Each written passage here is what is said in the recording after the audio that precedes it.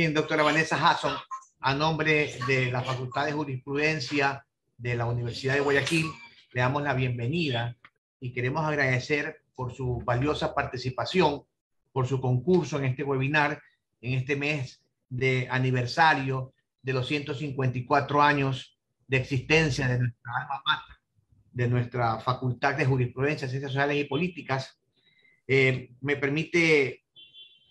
Me permite citar su palmarés, muy importante: doctora en Derechos Difusos y Colectivos y maestría en Derecho de Relaciones Económicas Internacionales, con énfasis en medio ambiente, de la Pontificia Universidad Católica de Sao Paulo, año 2008 y anteriormente 2014. Especialista en Derecho Ambiental de la Facultad de Salud Pública de la Universidad de Sao Paulo, 2003. Abogada egresada del Centro Universitario de Facultades Metropolitanas Unidas en 1992. Trabaja en la gestión y desarrollo de proyectos sociales y ambientales con el primer y tercer sector. Director de OSIX, mapas, métodos de apoyo en las prácticas ambientales y sociales para el movimiento por los derechos de la naturaleza en Brasil. Miembro de la Red por el Constitucionalismo Democrático Latinoamericano. Miembro y facilitador a nivel continental, Derecho Centrado en la Tierra, América del Sur, del Diálogo de las Naciones Unidas sobre Armonía con la Naturaleza. Miembro fundador de IWIRI, Alianza Permacultural Multiétnica por los Derechos de la Madre Tierra. Miembro del Consejo de Visiones de Casa Latina por los Derechos de la Madre Tierra. Estimada doctora, para nosotros es una satisfacción enorme contar con su participación en esta jornada académica por el aniversario de nuestra facultad. Sea usted bienvenida, doctora. Muchas gracias, doctor César. Es un honor para mí estar acá con personas con tanta expresión en el derecho.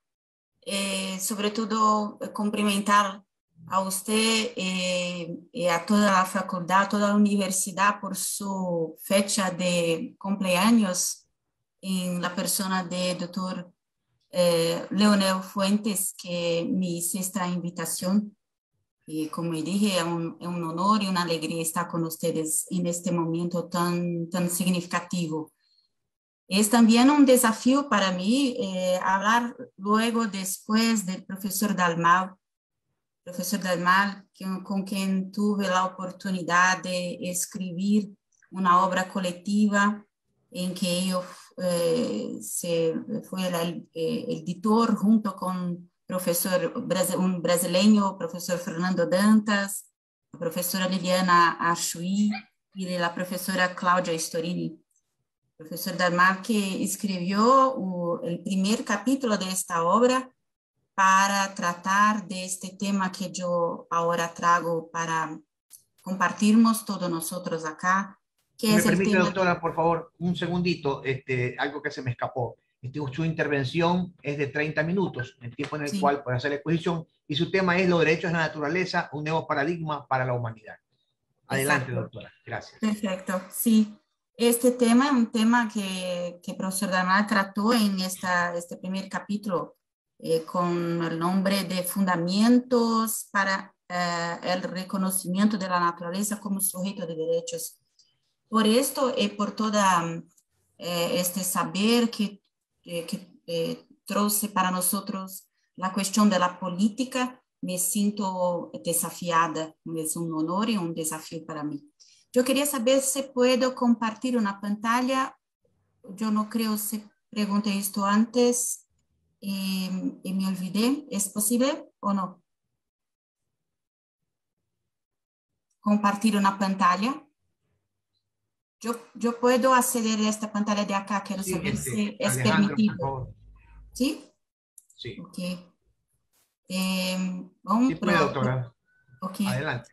Por primero, yo pido perdón por mi portuñol, pero creo que es mejor do que hablar en portugués.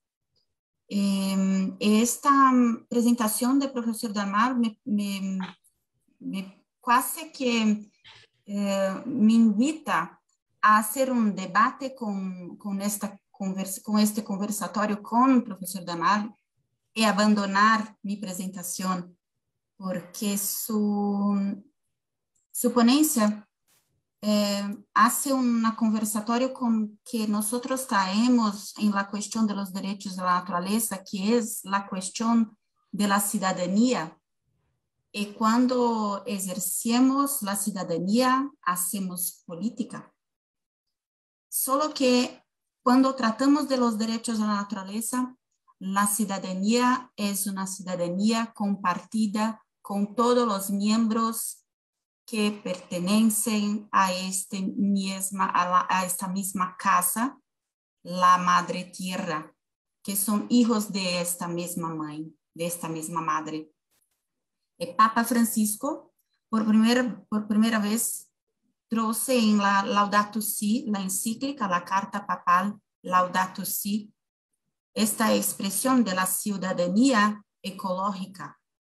Y la ciudadanía ecológica es en el espacio donde ejerce esta política, que no es más apenas una política de los seres humanos, pero de todos estos seres complejos que el profesor Dalmal abordó en la complejidad de toda biodiversidad que incluye los seres humanos y que viven en esta misma casa, como también Papa Francisco llamó de la casa común. Entonces, la ponencia sobre los derechos de la naturaleza, un nuevo paradigma para la humanidad, una humanidad que incluye en el ejercicio político los seres no humanos, que incluye todos los seres con quien ejercen una condición de interdependencia, porque nosotros somos interconectados con todas las otras y los otros seres de esta misma casa, de la madre tierra. Yo pido que por favor me avise cuando faltan 5 minutos. Es así que esta política es ejercida sobre un nuevo paradigma que no es nuevo tampoco. Este paradigma llamado de nuevo paradigma para la humanidad o de la humanidad, en la verdad es viejo en el sentido que es un paradigma ancestral en base comunitaria. Este es una expresión traída por Fernando Guanacuni Mamani, un amauta boliviano que es también un agente político en Bolivia, y que dije sobre estas bases que toda la humanidad siempre se mantuvieron en relacionamiento, relacionándose en armonía, porque es una base comunitaria y por ser comunitaria es una base que se da en la horizontalidad entre todos los seres, humanos y no humanos. Una base también cuyo paradigma está sobre el valor máximo, que es la vida misma y la vida en sí misma. Es un paradigma, perdóname que está acá en portugués, que enseña a vivir en armonía, en equilibrio con el entorno, y a partir de equilibrio con nosotros mismos en cuanto individuos individuales. Este modo de vida, llamado en las diversas concepciones del buen vivir, de vivir bien, que para nosotros en Brasil, en una de nuestras naciones originarias, es llamado, por ejemplo, en la nación guaraní, de Tecoporã. No es un paradigma nuevo porque estas comunidades, estas ditas comunidades originarias, mantuvieron este paradigma por tradición. Entonces, este nuevo paradigma de reconocimiento de la interdependencia entre todos los seres y que basa la perfecta adecuación del reconocimiento de todos los seres como sujetos de derechos, es un paradigma de recuerdo o de rescate de este conocimiento que las naciones originales, los pueblos indígenas, mantuvieron por sus sabidurías. Este paradigma, por tanto, es un paradigma de relacionalidad. Es un paradigma que piensa y que empieza con el comportamiento natural en toda la naturaleza de la armonía. Y la armonía es la misma, es la base como también el destino común de todos los seres de la Madre Tierra.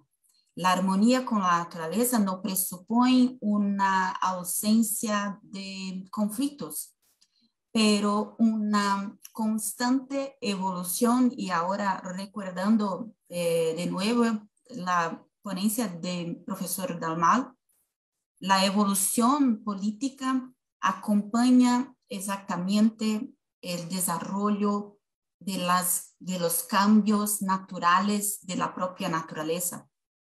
Y nosotros, seres humanos, somos naturaleza. Entonces, nuestra base es la armonía, y por la armonía en la naturaleza, la vida se hace posible, la abundancia y la manutención, o con la manutención de los procesos ecosistémicos naturales. Y así, el destino común de todos nosotros pertenecientes a este mismo ecosistema llamado Tierra, la Madre, es garantizar y mantener por nuestras vidas y nuestros procesos inspirados en los otros seres de la naturaleza, la propia armonía con la naturaleza. Este es un principio muy importante que muy desarrollado por profesora Germana de Oliveira Moraes, que con nosotros acá en Brasil también compomos con Fernando Dantas, el profesor Damal, y también profesor Leonel Fuentes y otros, la plataforma, el programa de las Naciones Unidas, Harmony with Nature. Yo quiero también decir que tenemos en este viento maravilloso profesores, mis inspiraciones, incluyo como profesor Adriane Rodríguez, profesor Ramiro Dávila, que harán ponencias muy más profundizadas sobre los derechos de la naturaleza y el reconocimiento de la naturaleza como sujeto de derechos. Entonces, yo quiero hacer y me concentrar en estas bases, que son las bases en miméticas con los otros seres de la naturaleza, y que por eso, para esta perspectiva ecocéntrica de los derechos, son sus principios. Los principios de los derechos de la naturaleza están basados en el facto de que nosotros guardamos interdependencia entre todos nosotros, humanos y no humanos, y que por eso nosotros somos seres que se complementan unos a los otros, el principio de la complementariedad. Y porque estamos en complementariedad, en la interdependencia, necesitamos actuar en el ecosistema con reciprocidad. Estos principios están muy bien dichos en el trabajo de investigación de Raúl Yazag por la Universidad Simón Bolívar. Y Raúl Yazag trae este principio en estas bases de la naturaleza en consonancia, en congruencia con principios jurídicos. Y así se da también con la cooperación, y Raúl Yazag explica muy bien que en la cooperación y la reciprocidad no hay, como en el pensamiento egoico de los seres humanos, una cosa como me da de una mano que te doy de otra mano. No, es como una actitud natural de tener en conciencia que es necesaria la actitud recíproca y cooperativa para que la abundancia permanezca, garantizando así la vida. es sutil, es muy sencillo, pero es así que se puede garantizar la armonía con la naturaleza. Por tanto, presupone, como estaba diciendo en el inicio de esta ponencia, una perspectiva de la relacionalidad entre todos los miembros de la naturaleza. Esta es la diferencia, una de las diferencias principales entre los derechos de la naturaleza y los derechos del ambiente o del medio ambiente.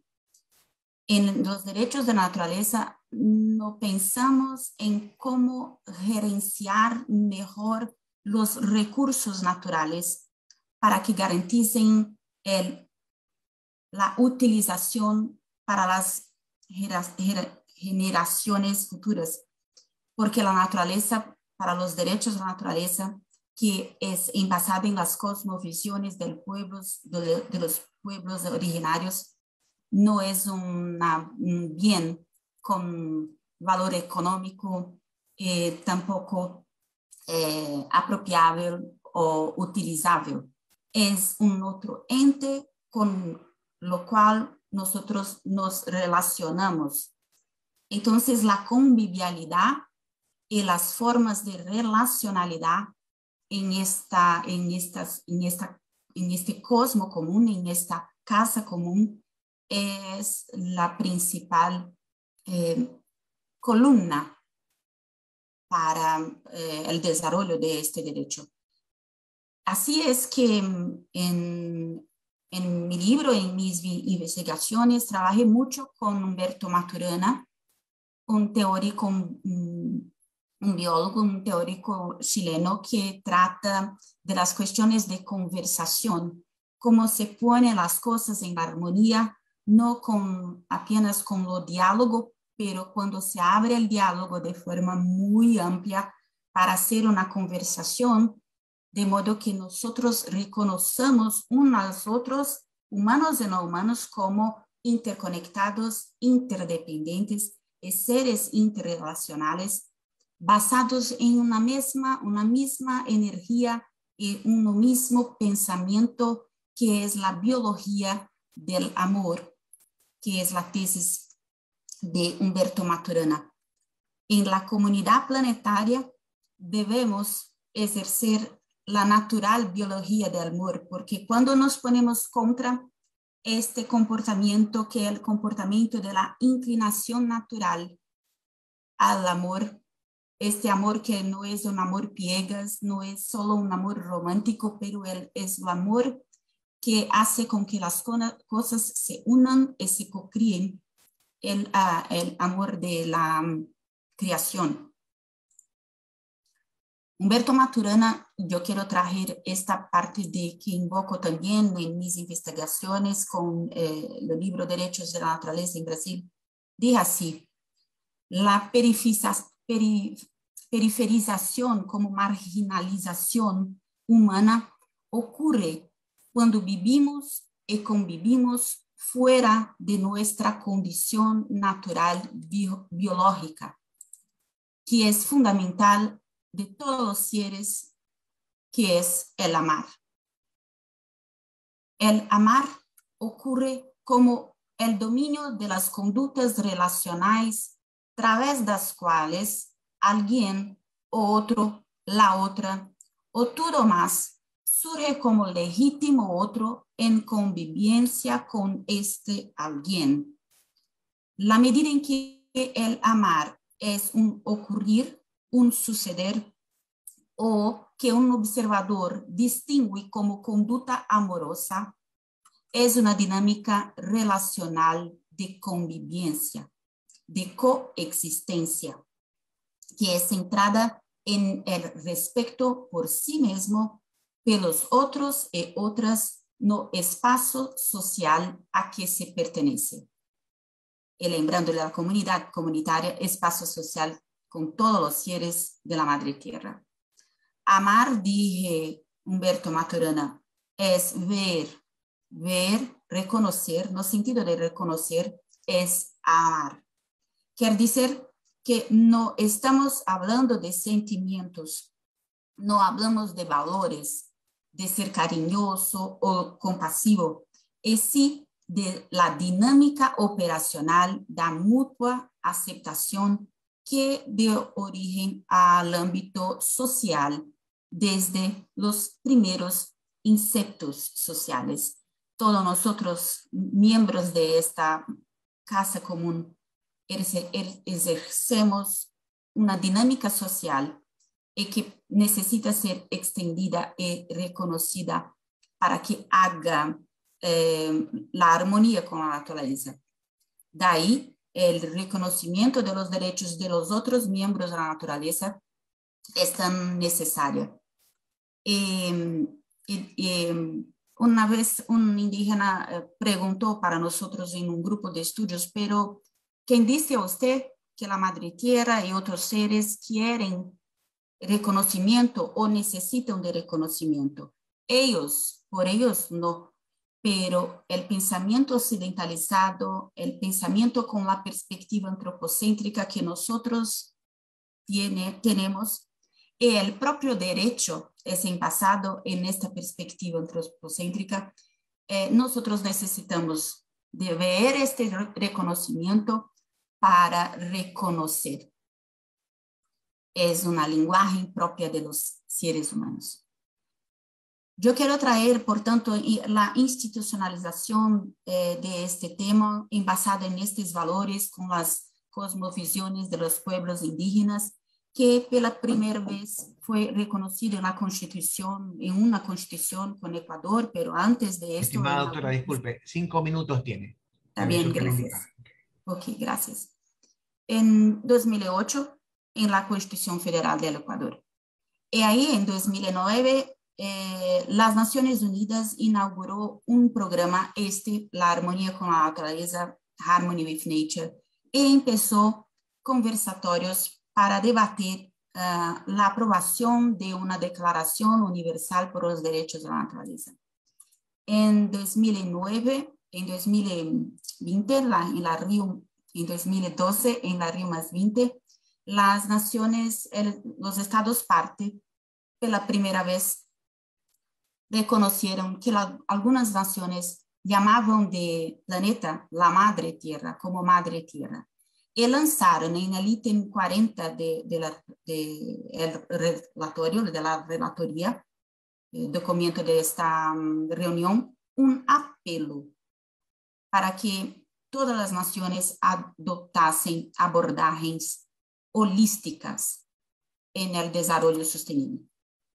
Así que también en la Agenda 2030, las ODS para el desarrollo sostenible, tenemos la vida próspera como un nuevo concepto que quizá, ojalá, supere el concepto de desarrollo sostenible, porque el desarrollo está muy conectado con las cosas como se pusieron ahora de escasez humana y de la madre tierra.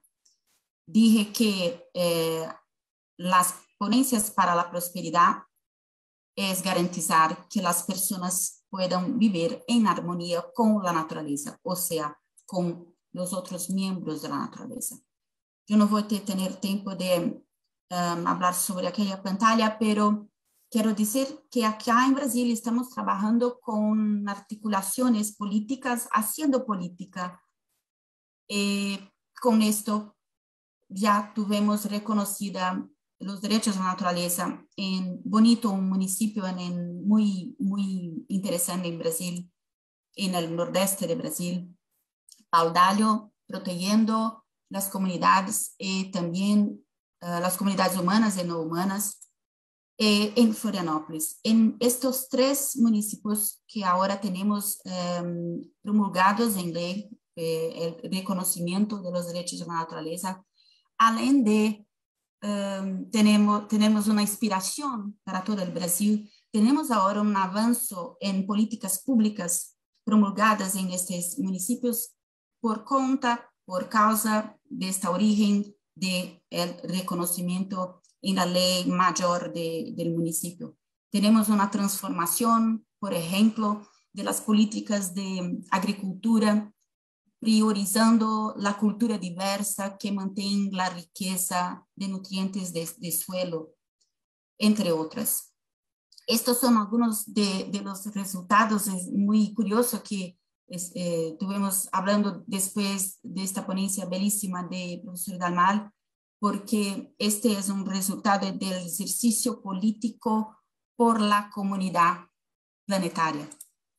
Y así que estamos haciendo, tejiendo este mapeo de los derechos de la naturaleza en Brasil con esos puntos que un chamán, Alberto Buenfil Coyote, de México, responsable por la articulación de los reconocimientos de los derechos de la naturaleza en México, llamó de acupuntura espiritual por los derechos de la naturaleza. Cada uno de estos puntos de ejercicio político por los derechos de la naturaleza, la vida en armonía en la naturaleza, están reverberando en la comunidad local y en todo Brasil en niveles holísticos. Y así que estamos ahora, la última conquista fue el estado de Pará, que hice una propuesta de reconocimiento en todo el estado que contiene gran parte de del bosque de la Amazonía. Este es la forma como la ley normalmente puesta, pero creo que mi tiempo se encerró. Ahí están mis contactos. Muchas gracias por la oportunidad. Y sigo a disposición para eventuales trocas de saberes, preguntas. Ahí está. Muchas gracias. Muchas gracias, doctora. Si deja de compartir, gracias. Entonces damos paso a la ronda de preguntas que los invitados están viéndonos en esta webinar para que la doctora pueda contestarles. Por favor, preguntas concretas.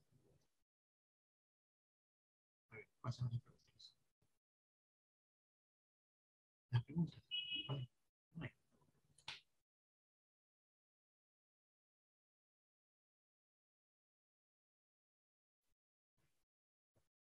No veo en el chat preguntas, doctora.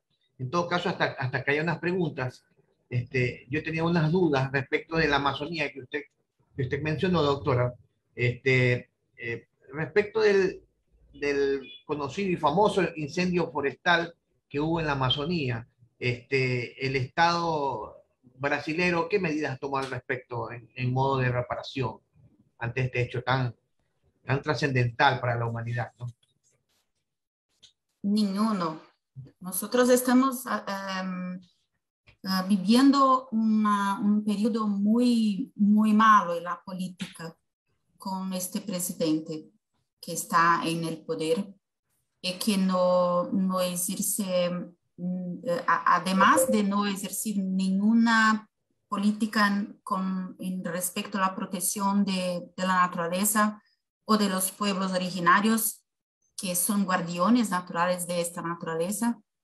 Además de esto, cuando empezó el gobierno, este presidente sacó todas las oportunidades de la manifestación de las asociaciones o comunidades representadas o representantes, disminuyendo las caderas, los asientos de los consejos.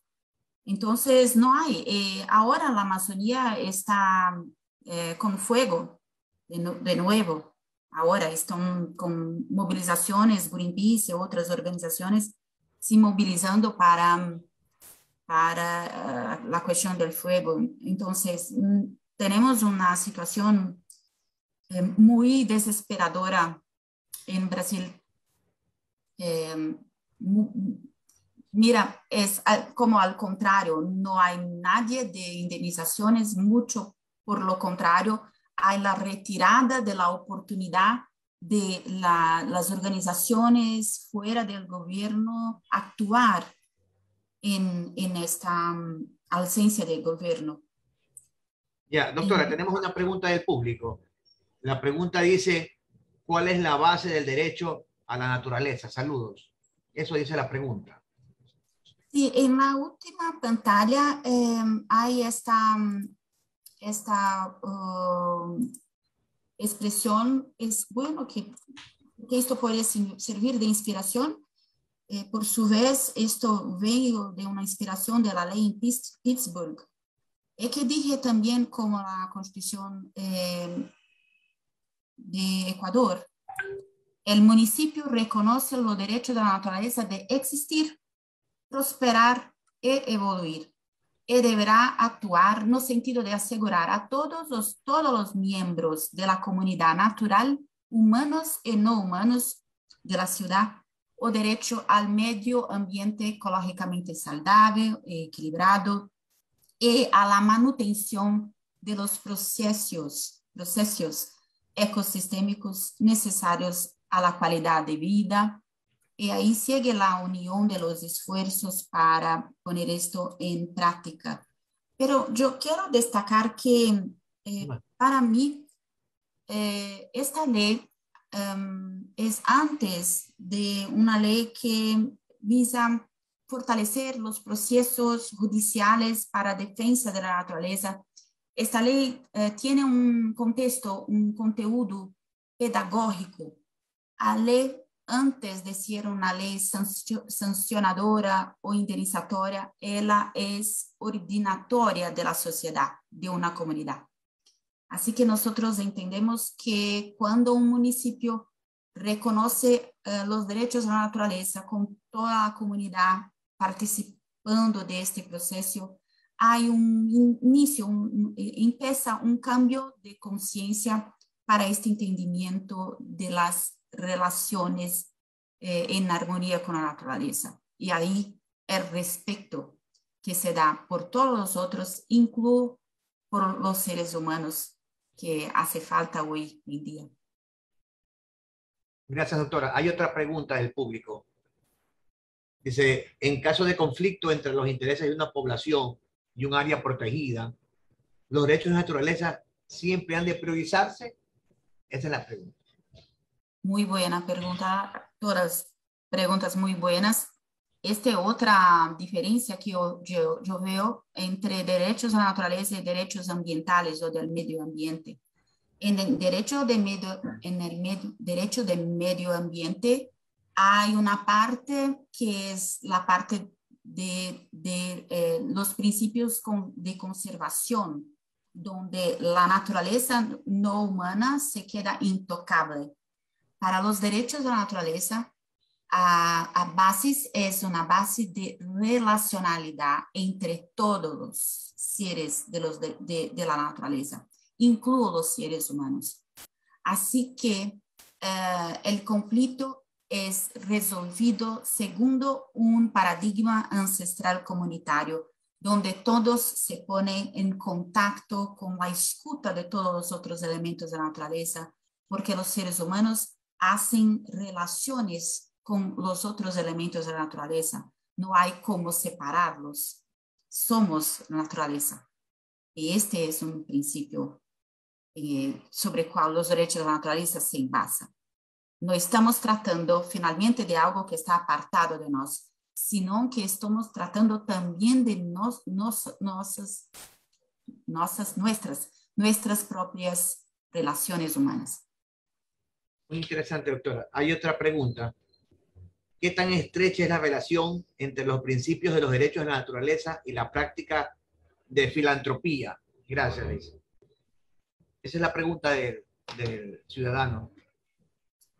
Yo conecto con, por ejemplo, con, sí, tenemos la perspectiva de las humanidades que por sí misma hacen filantropía, pero yo conecto ahora de primera con políticas públicas que son la otra parte de la ley que ponemos, que para que los derechos de la naturaleza se tornen efectivos, que haya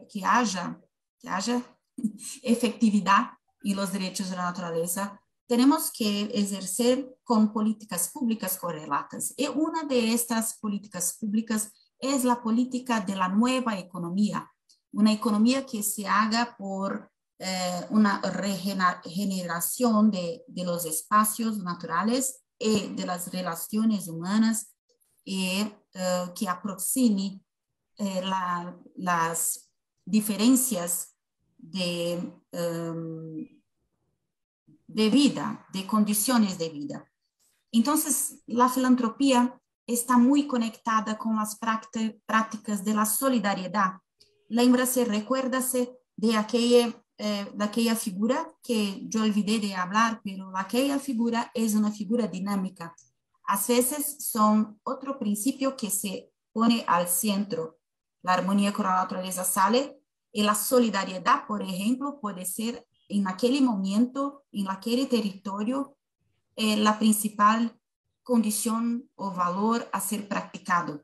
Así que con la solidaridad contida en la fraternidad, nosotros tenemos la oportunidad de desarrollar una nueva comunidad con una nueva economía, con nuevas relaciones, donde no sea más necesario se poner siempre en la competición de desarrollo para cada vez más conquistarmos cada vez más cosas y acumularmos las cosas al paso que la prosperidad y la igualdad de oportunidad se pongan de acuerdo. Gracias, doctora. Yo quería hacerle una pregunta, doctora. Ante el estado en que se encuentra la Amazonía brasileña, la preocupación son los grupos étnicos, los grupos ancestrales, los pueblos, las comunidades, los colectivos de indígenas, ¿verdad? Que son los que en realidad cuidan la naturaleza. Y de acuerdo a nuestra constitución, aquí en nuestro medio, pues son ellos los llamados también a protegerla, denunciando e iniciando, deduciendo las acciones administrativas o judiciales según el caso. Entonces, ¿cuál es el estado de esos colectivos en Brasil? ¿Nos podría decir? Es tan malo como las cuestiones con la naturaleza. Y por lo mismo motivo, hay una orientación con la política hoy de desarrollo, en este sentido de desarrollo con la herida en la madre tierra y sus pueblos. Hay una movilización, como se dice en español, una manipulación para convencimiento de que la minería, de que las hidroeléctricas, las grandes hidroeléctricas, la florestía, todo esto tiene un valor económico muy importante y que la naturaleza no significa nada a no ser la plata. Los pueblos indígenas sufren exactamente porque hay este pensamiento puramente patrimonialista, utilitarista de la naturaleza. Así los territorios indígenas sufren por estar preservados, manteniendo esta naturaleza con todo el minerio, las rojas, los ríos y todo el bosque en pie, vivos. Hay una publicación de un chamán, David Copenaua, un Yanomami, de la etnia Yanomami, que se llama La Queda del Cielo. Entonces, los indígenas aseguran el cielo con la manutención de sus territorios. La condición de los derechos de la naturaleza para cualquier comunidad es esta conexión que hacemos con nuestro territorio. Y para los pueblos indígenas, que casi todos están en medios naturales preservados, esta es una cuestión que fundamenta la política mala con muerte, con invasiones. Hay una guerrilla adentro de las tierras indígenas y ellos están solitos se defendiendo. Ahora no sé si acompaño en la gran media, hay un acampamento, un camp en Brasilia, el capital de Brasil, con más de 10.000 indígenas porque están ahora en proceso de juzgamiento en nuestra Corte Superior, Supremo Tribunal Federal, a respecto del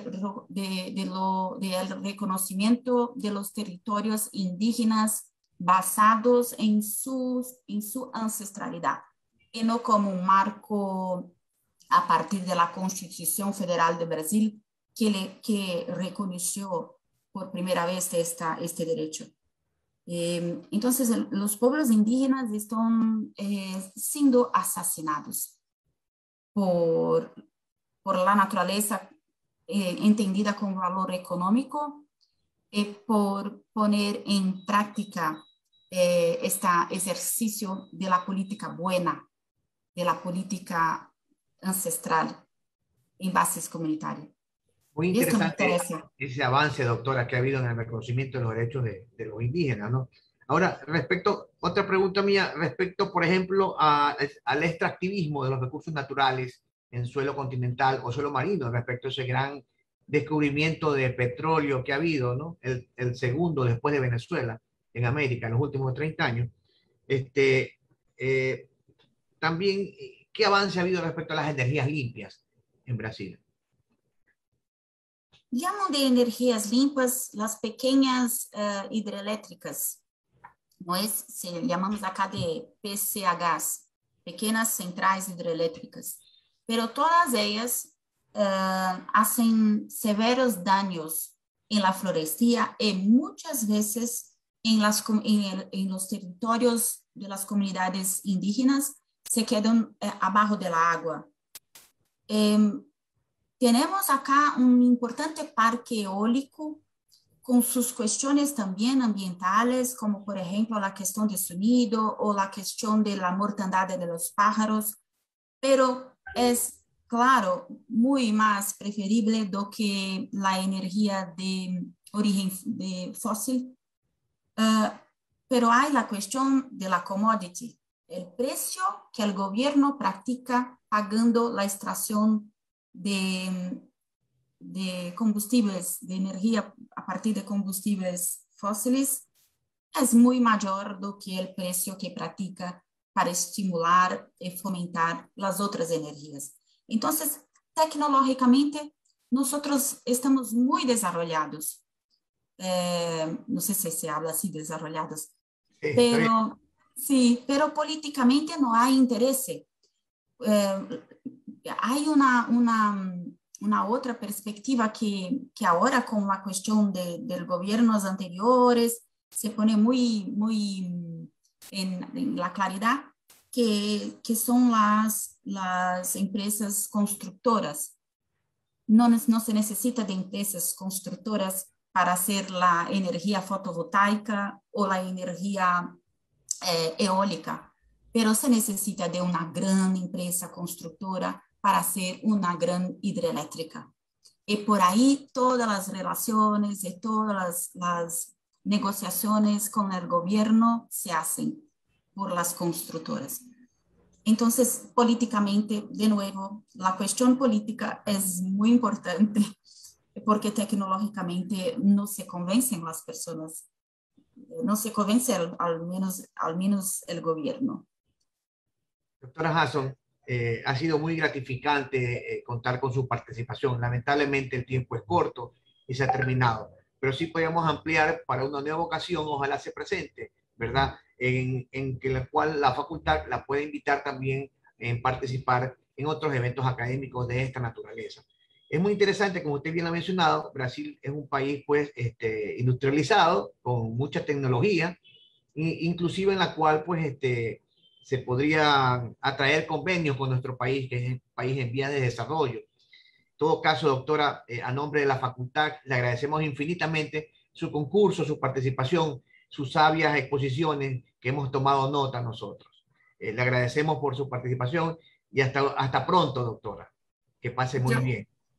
Muchas gracias, doctor César. Yo agradezco más una vez y estoy a disposición siempre que hubiera la oportunidad. Gracias a todas y todos también que participaron. Gracias al público presente y estamos celebrando el aniversario 154 de nuestra querida Facultad de Jurisprudencia, Ciencias Sociales y Políticas de la Universidad de Guayaquil. Muchas gracias por participar a todos.